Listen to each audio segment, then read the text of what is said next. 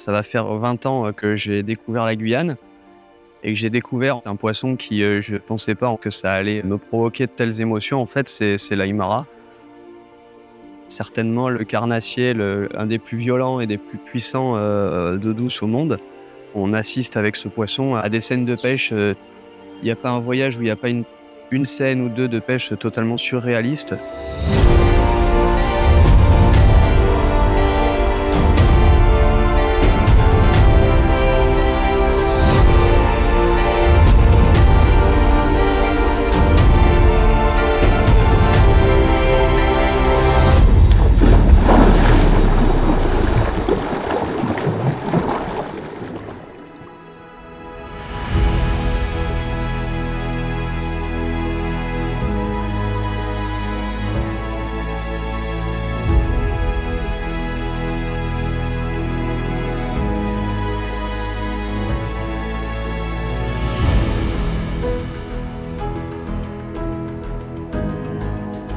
Quand je remonte en fait l'ancien lit du Sinnamary au milieu de cette forêt immergée, on a les 3 heures de traversée, c'est le moment où on a le temps d'avoir des souvenirs qui reviennent avec des poissons des décroches, parce que c'est un poisson qui est très compliqué à piquer, des scènes de pêche exceptionnelles, des moments justement d'animaliers exceptionnels. Et on monte le voyage à travers Petit Saut, en fait, monte crescendo, où l'aïmara reste le point central de tout un voyage.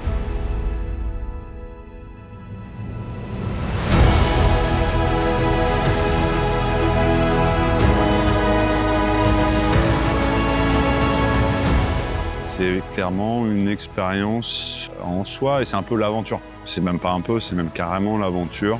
On sort de son confort et on vient se retrouver dans un environnement où on est loin de chez soi, loin de son confort, loin de tous les contextes habituels qu'on côtoie. Et on va rechercher un poisson qui est complètement démoniaque. Ça, c'est quand même très, très spécial.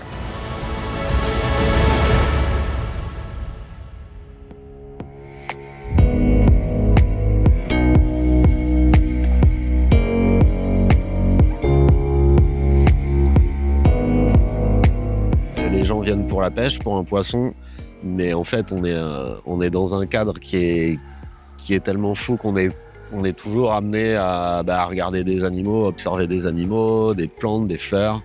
Et c'est ce qui fait, c'est ce que j'aime bien, c'est qu'il y a un côté vraiment global, quoi, aventure, faune, flore et évidemment pêche.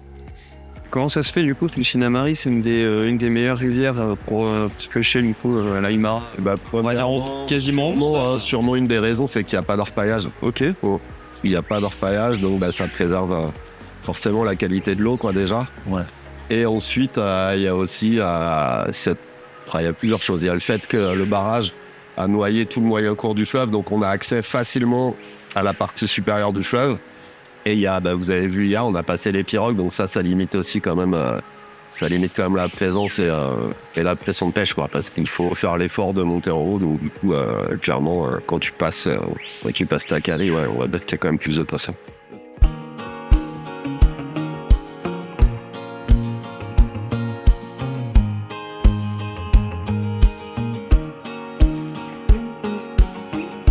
Have I really been so crazy to think your love was mine? Serenading to sinking moons. Oh, I've been so blind as our love was slowly turning blue. My blood grew red. No, I can't believe that thing is true. Believe that thing you said. No, I don't care where I'm going to. This town's too small. Baby, you were my burning tower. Now I'm too high to fall. 7 seasons have come and gone.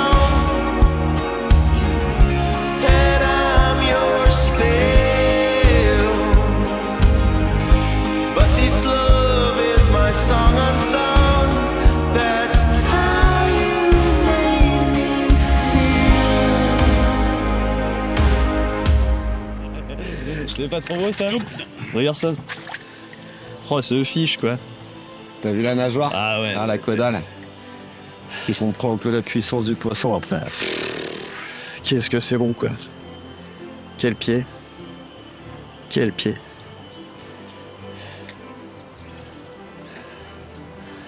Pour ouvrir le bal là, c'est un...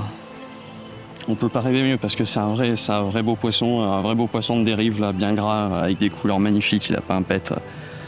C'est un joli poisson. Et c'est un putain de moment quoi. C'est magnifique.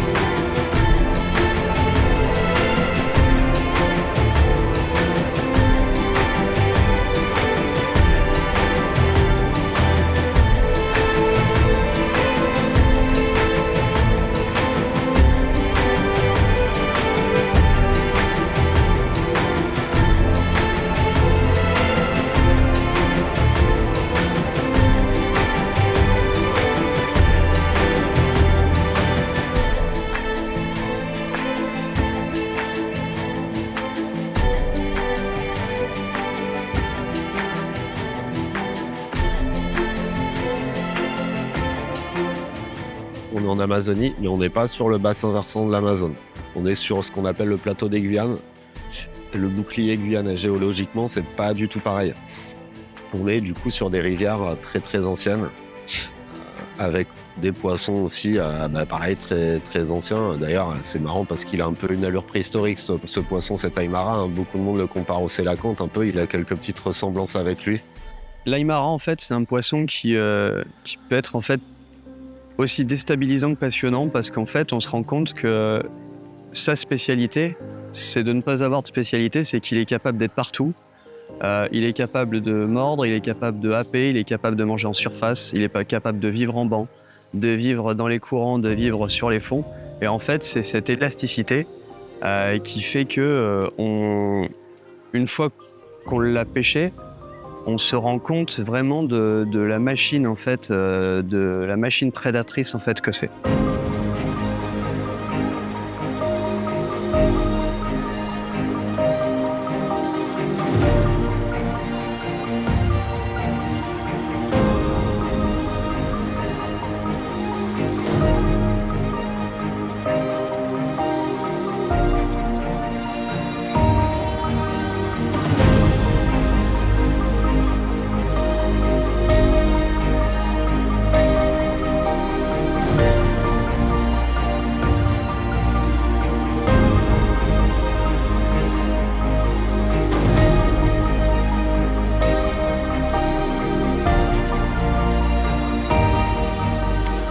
On va se faire l'entrée de la crique, là, vous la voyez devant? Ça, c'est des postes, normalement ça doit payer. Il y a souvent des poissons là-bas. Là, tu te réserves déjà pour lancer pile au bon endroit, ça. T'attends, tranquille. Mec, je le choisis. Ouais, tu choisis tes lancers. Ouais. T'en refais moins, mais tu les choisis. Ouais. Ah mais là tu vois les poissons s'ils tiennent, c'est là-bas. C'est là-bas que c'est beau. Ouais. Vas-y. Il y a le fond au travers par contre. Pas grave. Allez, lancez bagarre.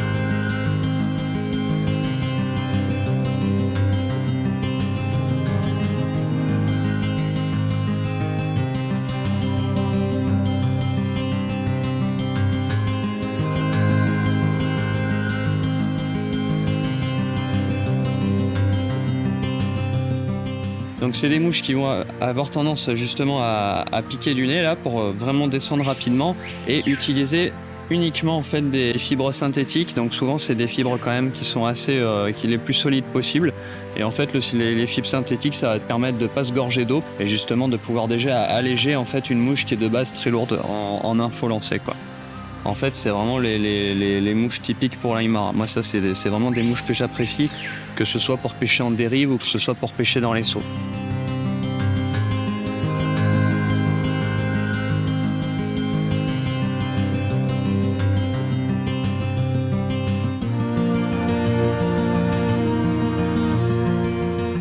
Tanguy, c'était officiellement la première fois qu'il venait pêcher en Guyane.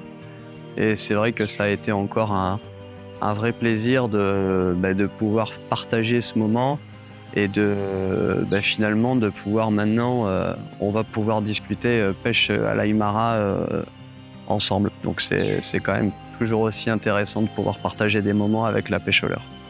Techniquement, en fait, c'est plus lui qui m'a, contrairement à la Suède, là, par contre, c'est plus lui qui m'a permis d'avoir des informations sur la position des poissons, sur un peu leur comportement et les coloris.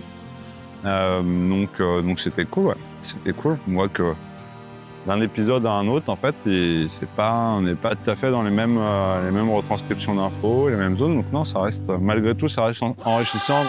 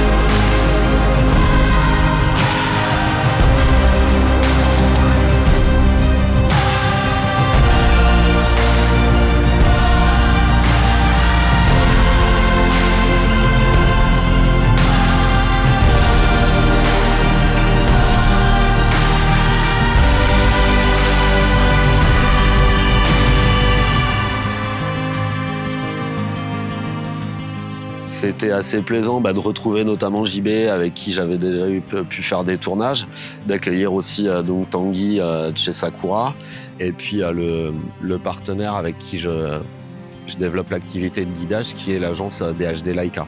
Ça permet d'apporter une certaine qualité dans ce qu'il y a autour de ma prestation à moi, dans l'organisation du voyage. Et ça permet aussi de pouvoir rayonner large. C'est vraiment une destination qui intéresse beaucoup de monde. On peut, ici en Guyane, on a la chance sur l'Aymara de pouvoir faire un voyage monospécifique, vraiment ciblé à l'Aymara, chose qu'on ne pourra pas faire par exemple dans d'autres pays d'Amérique du Sud, où il y a des Aymaras, mais il n'y a pas des densités qui permettent de se concentrer uniquement sur cette espèce.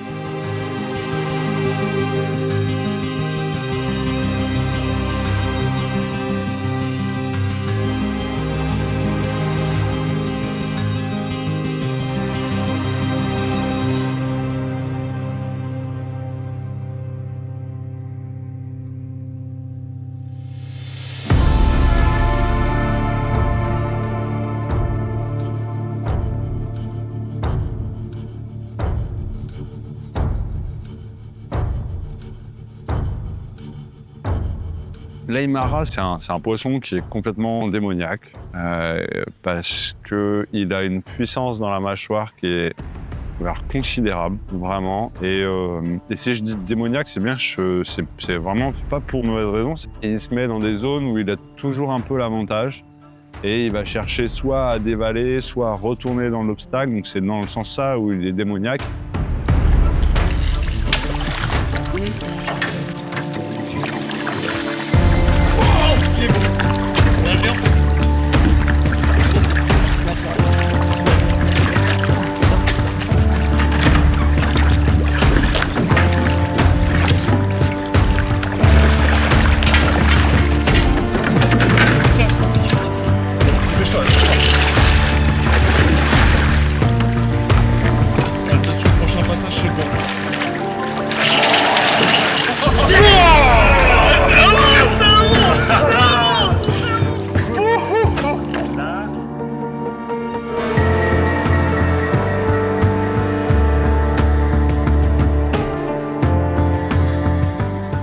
Il y a quand même la particularité d'avoir un faciès, une dentition qui est assez dingue.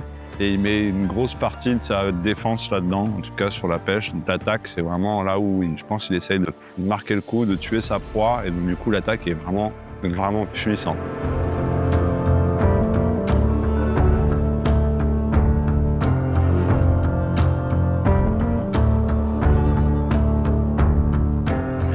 Monstre du Sinnamary, quoi. Ouais, celui-là, il est gros. Et c'est de plus en plus gros. Hein. Ah, celui-là, il fait pas rigoler. Ouais. C'était impressionnant. La qualité de la... Et encore à l'entrée de la crique, t'as vu? Ah, toujours à l'entrée de la crique. Toujours les entrées. Celle-là, elle est un poil moins fraîche que l'autre, ouais. mais putain, Elle tient. c'est... Alors moi, ça, la mouche, insortable. T'as vu le truc où tu l'as fait? Ouais, je crois qu'il avait pété la canne. il passait sous le bateau et c'est malin. C'est malin. C'est un poisson incroyable. Et voilà. C'est un poisson Regarde. incroyable. Regarde ça.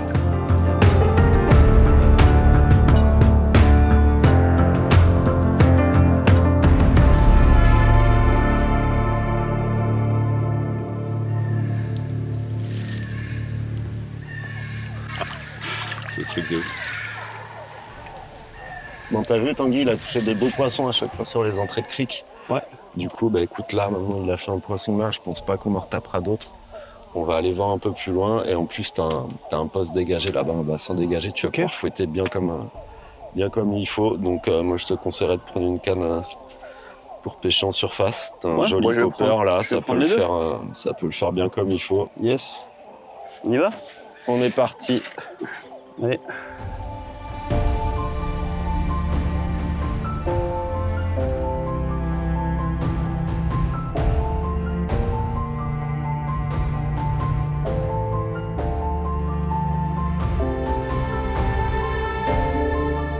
En fait, du coup, il y a 3 stratégies quand tu viens sur le Sinnamary. Il y a les sauts. La dérive et les criques, ouais. C'est encore C'est trois pêches différentes, 3 ambiances différentes. Ouais. Ah ouais, non, celle-là, c'est quelque chose.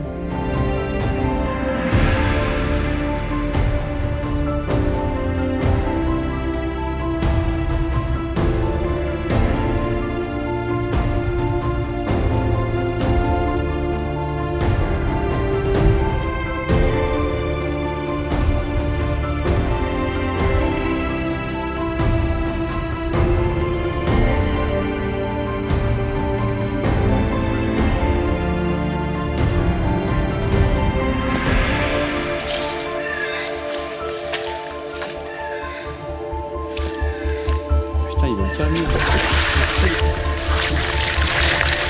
C'est un gros putain. Ah non. Ah non.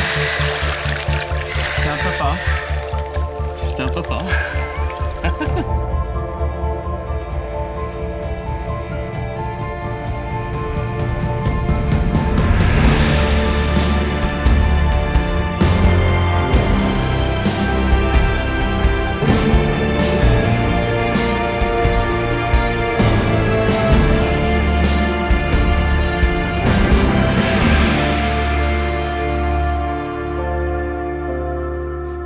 Mais regarde là, il y en a un. Tu vois, derrière moi. Un gros. Regarde. Ah oui, la tête vers en travers là. Ouais. Ah oui, je le vois. Vas-y. Attends, mets-toi à ma gauche. Tu vois. Ah, je vois. Là. Ah putain, il vient de partir. Non, il est là, il est là, il est là, il est là. Oh, du ça, c'est bien.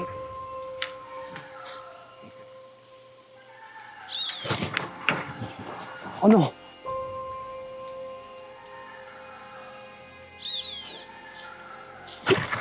Il est là, il est là, il est là. Il est là.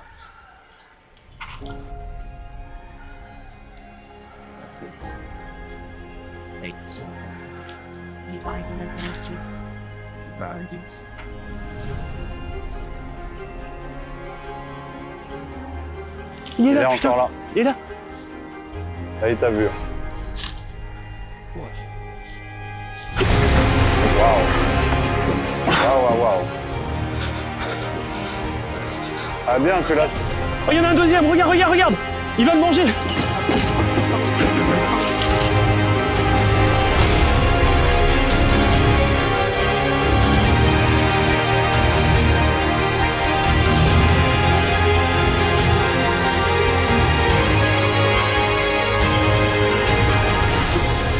Là, mec, je suis à bout là. Je suis là, dans la limite puissance. Vas-y, c'est pas grave, c'est pas grave. J'arrive, j'arrive.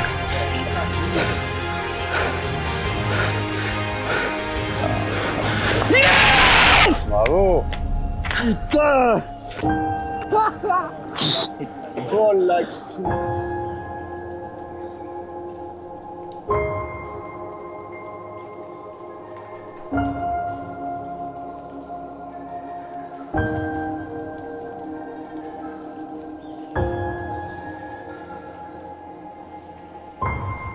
Bah, le challenge quand tu viens ici, c'est Faire un plus 10. passer la barre des 10 et là il est là. C'est le Graal.